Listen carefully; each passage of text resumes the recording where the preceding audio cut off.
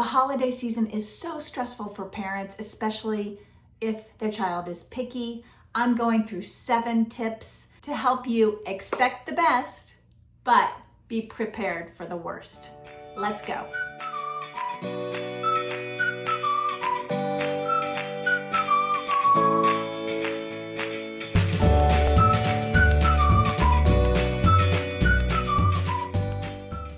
Tip number 1, who will be at your holiday event?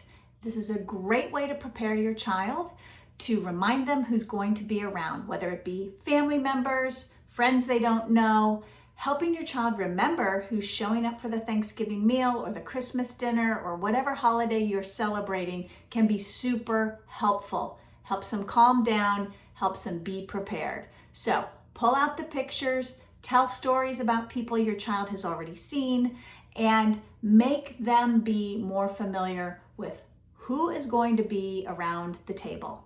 Tip number 2, obviously help your child understand what food will be served during the holiday meal.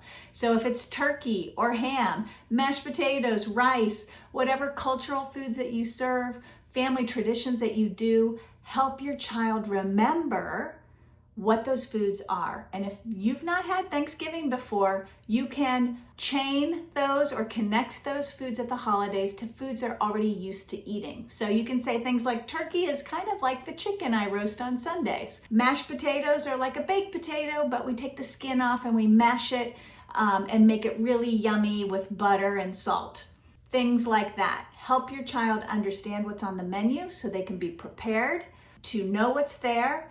And if you're having this conversation with your picky eater and they say, I don't like these foods, that's okay. Here's where you strategize how you're going to handle food on Thanksgiving. Maybe you're going to bring a food along that you know your child will be comfortable eating.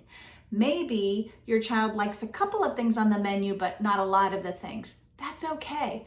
What you can do to help prepare your child is to feed them their regular breakfast, their regular lunch, whatever meals come in front of the Thanksgiving dinner. Make sure they're well nourished before they go to the holiday event.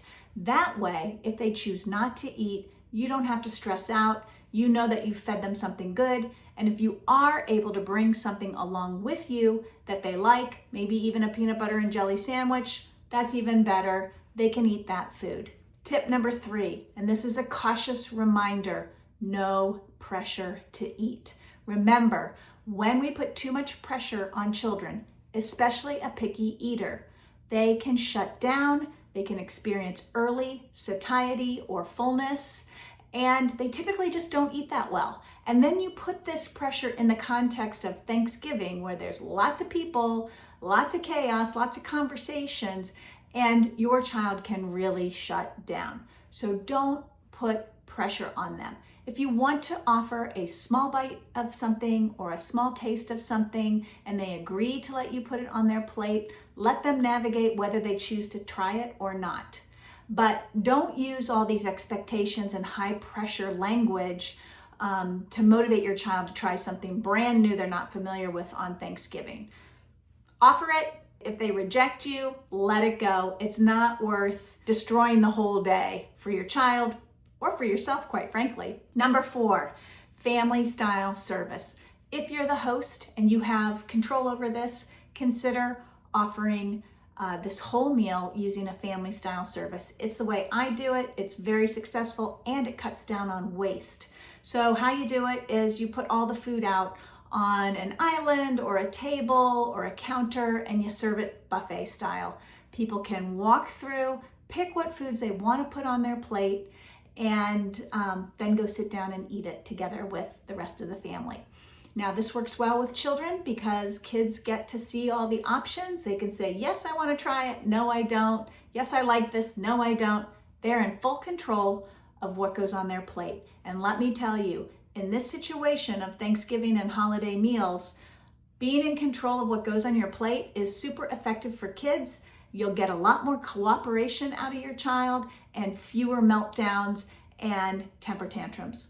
Number 5, have an escape plan. What does this mean? This is simply a code word that you and your child agree on that they can say to you that means, I need to get out of here.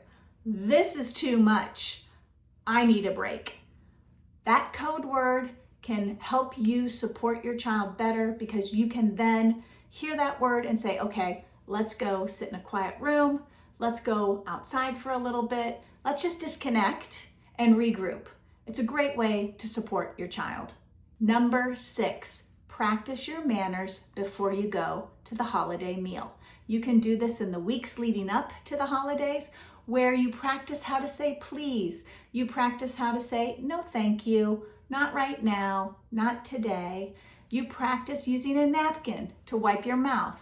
You may practice using a fork and knife and cutting your own food if your child's a little bit older. You might practice sitting still in your chair for a prolonged period of time. Now, again, if it's a toddler, you can encourage and train your toddler to be able to sit in a chair for 10 or 15 minutes, but that's probably all you're going to get out of them. But you can practice these things before you go to the holiday meal. That will increase the comfort of your child. It will also, if your child is polite, it will also raise the opinion of adults and family members around your child. They'll think, wow, what a charming child. They have manners, and oh, they're not eating very well today, but that's okay. They've been so polite, we can overlook this, right? Because sometimes adults at these holiday events will start to make comments that aren't very encouraging to children and can cause some traumatic feelings and some insecurities in their parents and in the child itself. So if your child's able to practice manners and use those manners during the holiday season, that will go a long way towards sort of edging out some of those unwanted comments that adults can make. Now, if some of these tips are really resonating with you, be sure that you go to the description below and grab my handout, Picky Eating Do's and Don'ts. It's a free guide. You can grab it in the description below, and it will help you really sort of with a list of things that are encouraging for picky eaters and a list of things that are discouraging that you should not be doing. Check it out. Okay, my last tip is stand up for your child. Remember some of those negative comments I just talked about? If you're hearing or your child is hearing these negative comments from other well-meaning adults about how they're eating or even about their size, that they're heavier or higher weight, you need to stand up for your child. Thanksgiving, Christmas, any of these holiday seasonal events are no place for criticism of child. But unfortunately, some adults can't help themselves. Here's what happens when kids hear these comments. They may internalize them, feel badly about themselves, feel unworthy, feel or experience a lower self-esteem, and even challenge their body image. So as the adult in your child's life, you need to stand up on behalf of your child and nix that kind of commentary. You might just say something simple like, my guy's learning how to eat these foods. They're not familiar for them. So we're just supporting him today and letting him have an adventure and experience what feels right for him.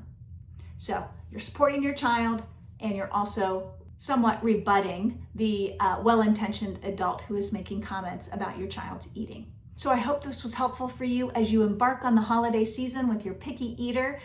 I hope these 7 tips helped you with how to deal with your picky eater during the holidays.